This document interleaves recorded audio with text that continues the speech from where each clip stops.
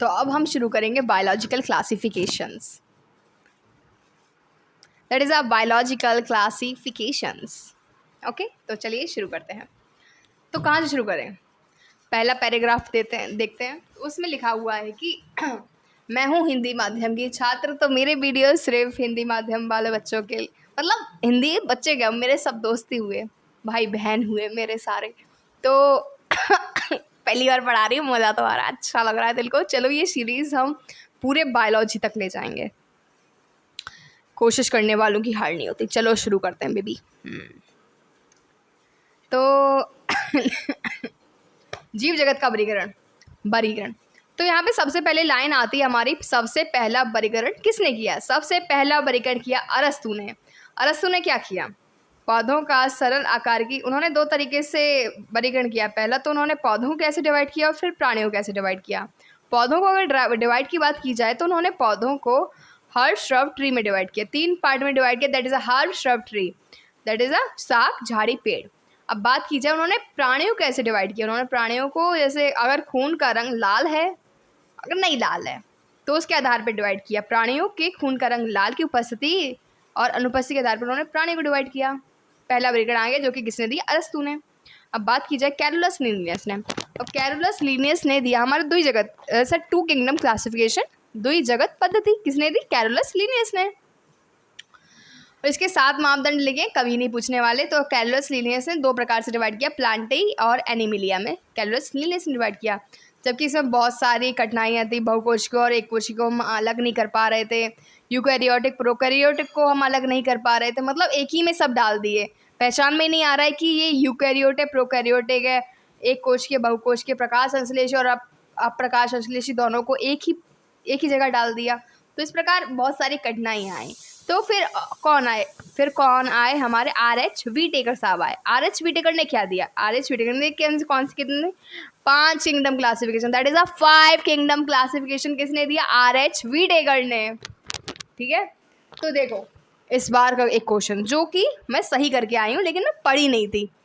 तो आया था कि जो RH व्हीटेकर हैं उन्होंने 5 किंगडम क्लासिफिकेशन दिया। तो उन्होंने क्या आधार थे उनके, उन्होंने ऐसे क्या क्या माप बनाए थे, उसके आधार पर उन्होंने 5 किंगडम बनाए। तो 5 किंगडम तो सभी को पता ही है कौन कौन से। That is a Monera, Protista, fungi, Plantae, animalia. Okay, तो मोनेरा, दैट इज़ अ सारे बैक्टीरिया मोनेरा में आ जाएंगे।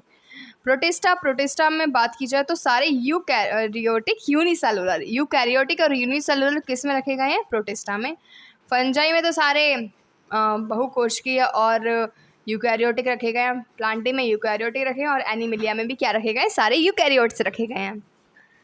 तो पहले आधार की बात कर ली जाए, जो कि इस साल का इंपॉर्टेंट क्वेश्चन था, और बच्चे क्या, हम सभी इसको बहुत निगलेक्ट भी मारते हैं। तो 5 चीज़ें याद रख लो। दैट इज़ अ कोशिका की संरचना, शारीरिक संरचना, पोषण की प्रक्रिया, प्रजनन, जाति वृत्तीय संबंध। तो कोशिका की संरचना, शारीरिक संरचना, सेल देख लो, फिर उसका पूरा आकार देख लो। कोशिका संरचना, शारीरिक संरचना, पोषण की प्रक्रिया, कैसे क्या क्या खाता है, प्रजनन भाई कैसे कैसे प्रजनन करता है, और जाति वृत्तीय संबंध, उसका और किसी जातियों से किस प्रकार का कनेक्शन बैठता है। दैट्स कॉल्ड जातीय वृत्तीय संबंध। तो मुझे तो 5 याद हो गए, आप बताओ। तो पहला है कोशिका की संरचना, सेल कैसी है, फिर उस सेल से जो हमारी पूरी बॉडी बन रही है वो कैसी है, दैट इज अ शारीरिक संरचना। कोशिका की संरचना, शारीरिक संरचना, पोषण क्या क्या खा रहा है, प्रजनन कैसे कैसे अपनी संतति पैदा कर रहा है, दैट्स अ प्रजनन, और लास्टली इस जाति प्रति संबंध, उसके कनेक्शन कैसे कैसे, दैट इज कॉल्ड समाज। ओके, याद तो हो गया होगा शिवानी ने जो पढ़ाया है। तो देखिए यहाँ पे ये वाला जो पार्ट है ना, ये लाल कलर की दिख रही है, तो इसमें 3-4 चीज़ें हैं जो ध्यान रख लो। दैट इज़ अ मुनेरा की अगर सेल वॉल पूछी जाए तो कैसी होती है? मुनेरा की जो सेल वॉल होती है उसमें सेलुलोज नहीं पाया जाता, अमीनो एसिड्स पाए जाते हैं। अमीनो एसिड्स, सेल वॉल होती ही नहीं है, होती है तो क्या होगा उसमें? अमीनो एसिड्स प्रेजेंट होंगे। प्रोटिस्टा में कुछ याद नहीं रहेगा, सब कुछ आगे पढ़ लेंगे, बस इसका प्रजनन है युग्मक संलयन और संयुग्मन द्वारा। फंजाई में किसकी सेल वॉल होती है? काइटिन युक्त होती है, उसमें सेलुलोज प्रेजेंट नहीं होता। फंजाई में क्या प्रेजेंट होता है? काइटिन, बस। ठीक है। अब बात करेंगे हम इधर तो अरस्तु का वर्गीकरण हो गया, कैरोलस लिनियस का वर्गीकरण हो गया, 5 किंगडम क्लासिफिकेशन का वर्गीकरण हो गया। और अब 3 डोमेन सिस्टम बात करेंगे, 3 डोमेन वर्गीकरण। देखिए एनसीईआरटी में भी इधर ये लाइन लास्ट में इधर ये दी गई है लाइन कि यहाँ पे सारे 3 डोमेन में मतलब 3 डोमेन षष्ठ जगत वर्गीकरण मतलब 6 जगत वर्गीकरण भी दिया गया है, जो कि हम ऊपर पढ़ेंगे, आगे वाली कक्षा में पढ़ेंगे, एमबीबीएस में पढ़ेंगे भाई, या बीएमएस में पढ़ेंगे भी, ये तो लिख दिया, शायद नहीं पढ़ पाएंगे। तो 3 डोमेन वर्गीकरण जो था वो किसने दिया, कार्ल बूस ने 3 डोमेन सिस्टम दिया। उसमें सारे प्रोकैरियोट्स को 2 डोमेन में डिवाइड किया, दैट्स अ जीवाणु और आर्किया। जीवाणु और आर्किया में क्या क्या आते हैं, प्रोकैरियोट्स आते हैं, दैट्स अ 2 डोमेन सिस्टम। और यूकैरियोट्स दैट्स अ सारे यूकैरियोट्स को एक डोमेन में बांटा गया, that is a eukarya. Okay, simple सी बात है। यहाँ पे मैं अब पढ़ने जो मेरे पास है ना, ये है मेरे पास फास्ट ट्रैक एनसीईआरटी का। इसमें पूरी एनसीईआरटी है बायोलॉजी का फास्ट ट्रैक, जो कि मुझे एलन की तरफ से मिला था। मैं 2 साल तैयारी करी हुई हूँ एलन में, तो फिर उधर से मुझे ये मिला था, तो 2 साल तैयारी करी मैंने एलन में, मेरा नंबर भी आ गया था। होम्योपैथिक मुझे मिला था गुजरात में, तो मुझे लगा पापा भेज देंगे गुजरात, जबकि पापा ने मना कर दिया, गुजरात नहीं भेज पाएंगे इतनी दूर तुमको। तो फिर मैंने 1 साल दोबारा तैयारी करी घर पे बैठ के, तीसरी, दैट्स माई 3rd अटैम्प्ट। तो फिर मैंने 1 साल तक घर पे मतलब दिवाली के बाद से पढ़ाई शुरू की। तब तक तो ऐसा लग रहा था कि मिल जाएगा कॉलेज, मिल भी गया था, चलो कोई बात नहीं, समय समय की बात है। अब फोड़ेंगे नीट बढ़िया से, कठिन तो आएगा पेपर, ऐसी बात नहीं है कठिन नहीं आएगा, कोई बात नहीं, तैयारी हमारी बढ़िया होगी तो हमारे लिए कठिन होगा, सबके लिए कठिन होगा, है ना। That's a positive behaviour. तो चलिए पढ़ाई कर लेते हैं ना, बहुत बोलती हूँ मैं, ज़रूरी है भाई बोलना। तो चलिए शुरू करते हैं। 3 डोमेन सिस्टम हो चुका था। हाँ, 2 लाइनें बहुत इंपॉर्टेंट है। दुई जगत वर्गीकरण में प्रोकैरियोटिक और यूकैरियोटिक, एक कोश की है, बहुकोश के, स्वपोषी, विषमपोषी, कार्टिन, हुत कोश का भित्ति, सेलुलोज कोश का भित्ति, सभी जीवों को समान जगत में रखा गया था। दैट्स आर दुई जगत वर्गीकरण किसने दिया था, कैरोलस लिनियस ने दिया था। बात की गई 5 किंगडम क्लासिफिकेशन। 5 किंगडम क्लासिफिकेशन किसने दिया, RH व्हिटेकर ने दिया। तो RH व्हिटेकर के अनुसार देखो, क्लोरेला और क्लेमाइडोमोनास पहले किस में रख दिए गए थे, क्लोरेला और क्लेमाइडोमोनास को पहले इनमें क्या पाई जाती है, इनमें सेल वॉल पाई जाती है। तो उन्होंने देखा कि इसमें सेल वॉल है तो इसको पौधे में डाल दो। लेकिन जब हमारे RH व्हिटेकर आए तो उन्होंने इसको उठा के प्रोटिस्टा में डाल दिया।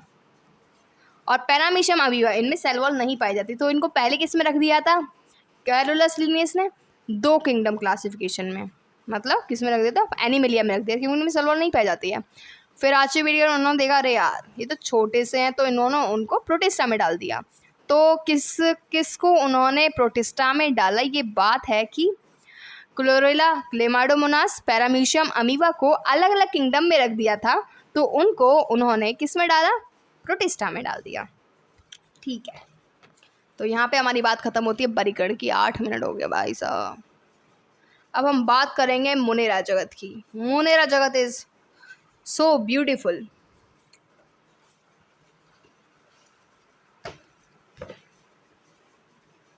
सारे बैक्टीरिया भाई, दुनिया भर के बैक्टीरिया किस में रखे गए हैं, मोनेरा में रखे गए हैं। किस में रखे गए हैं, मोनेरा में। तो बैक्टीरिया में है क्या, बैक्टीरिया में क्या सेल वॉल है, कुछ बैक्टीरिया में सेल वॉल है, यू बैक्टीरिया में सेल वॉल है, प्रिमिटिव बैक्टीरिया में सेल वॉल, दैट इज आद्य बैक्टीरिया में सेल वॉल है, यू बैक्टीरिया में भी सेल वॉल है। तो मतलब सेल वॉल तो पाई जाती है। तो यहाँ पे कुछ चीजें रखी हुई हैं, बताते हैं। मोनेरा जगत, दैट्स अ बैक्टीरिया। केंद्रक अनुपस्थित, कोई प्रकार का केंद्रक नहीं पाया जाता, बस कुछ डीएनए मटेरियल पाया जाएगा जो कि सेल वॉल में आराम से लेटा होगा, ना ही उसको कोई कवर किए होगा, बस आराम से लेटा होगा डीएनए, बस डीएनए, ऐसे लड़ियाँ बस दिखाई देंगी, कोई केंद्रक प्रेजेंट नहीं होता है। झिल्लीबद्ध कोशिकांग अनुपस्थित होंगे, कोई भी cell membrane bound organelles absent. चल और अचल, यस, फ्लैजिला हो भी सकता है, नहीं भी हो सकता मोनेरा जगत में। बहुत अधिक उपापचयी विविधता है भाई साहब। बैक्टीरिया एक लाइन लिखी हुई है एनसीईआरटी में, दैट इज अ संरचना, बैक्टीरिया अत्यंत सरल होते हैं। जैसे संरचना अगर देखी जाए तो बैक्टीरिया आर वेरी सिंपल, लेकिन अगर उनके खाने की बात की जाए, अगर उनके उपापचय प्रक्रिया पर, तो इनसे ज़्यादा उपापचय वितरण और किसी में नहीं मिलेगी। That is a most metabolic diversity present in Monera kingdom. उपापचय की दृष्टि से अन्य जीवधारियों की तुलना में बैक्टीरिया में बहुत अधिक विविधता पाई जाती है।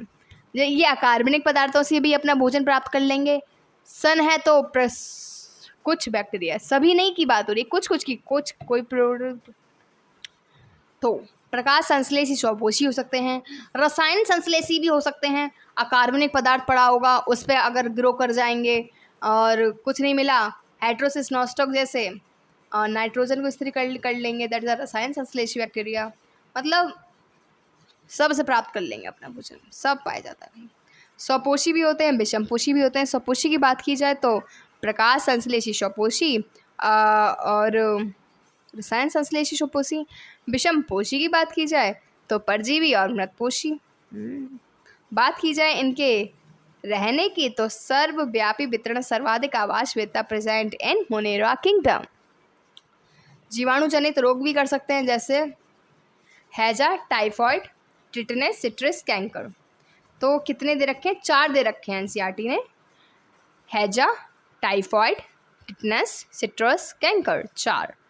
हैजा, typhoid, citrus, canker. Citrus, canker, tetanus. Tetanus भी बैक्टीरिया की वजह से होता है। हैजा, टाइफॉइड, टिटनेस, सिट्रस, कैंकर किसकी वजह से होगा? बैक्टीरिया की वजह से होगा। अब बात की जाए अनुकूल परिस्थितियों में, तो बैक्टीरिया अपना प्रजनन कैसे करता है? अनुकूल परिस्थिति आएगी तो बैक्टीरिया क्या कर लेगा? अपना विभाजन कर लेगा, द्विखंडन। दैट इज कॉल्ड द्विखंडन। कोशिका विभाजन द्वारा अपना प्रजनन करता है अनुकूल परिस्थिति में। अगर आ जाए बहुत ही ज़्यादा खराब कंडीशन, दैट इज कॉल्ड प्रतिकूल परिस्थिति। तो प्रतिकूल परिस्थिति में मुनेरा अपना प्रजनन कैसे करता है? तो प्रतिकूल परिस्थिति में मुनेरा करता है अंतः बीजाणु निर्माण। क्या करेगा? एंडोस्पोर फॉर्मेशन, अंदर ही अंदर अपना स्पोर बना लेगा। दैट इज कॉल्ड प्रतिकूल परिस्थिति में मुनेरा अपना प्रजनन इस प्रकार करता है। अब बात की जाए जीवाणु के आकार की,